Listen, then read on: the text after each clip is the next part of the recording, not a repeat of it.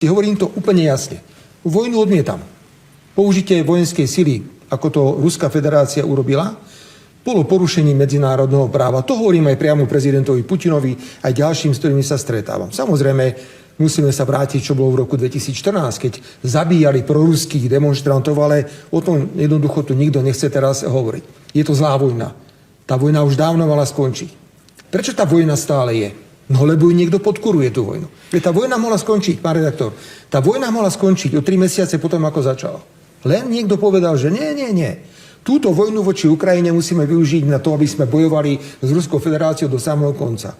Nie je cieľom zahraničnej politiky Slovenskej republiky, vlády Slovenskej republiky, ktoré som premiérom, porážka Ruskej federácie. Už to konečne pochopte, to nie je náš cieľ. Náš cieľ, aby čo najrýchlejšie skončila vojna na Ukrajine, lebo to sú Slovania, ktorí sa medzi sebou zabíjajú a mňa to veľmi bolí. Lebo títo istí Slovania spoločne v tom októbri 1944 za hrozných podmienok sem postupovali ďalej. Prosím, nerobte to. Nerobte, že vojna je riešenie. Vojna nie je žiadne riešenie.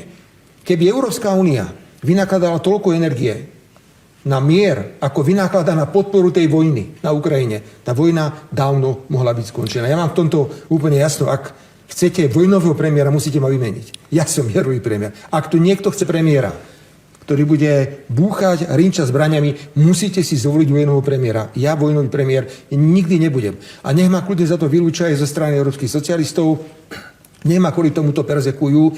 Prosím, s týmto ja nechcem nič mať. Ja len hovorím, máme toľko problémov v Európskej únii a mám pocit, že niekto si povedal, dobre, tak to nevieme riešiť, tak to poďme riešiť vojnovou retorikou. Preto o tom hovorím.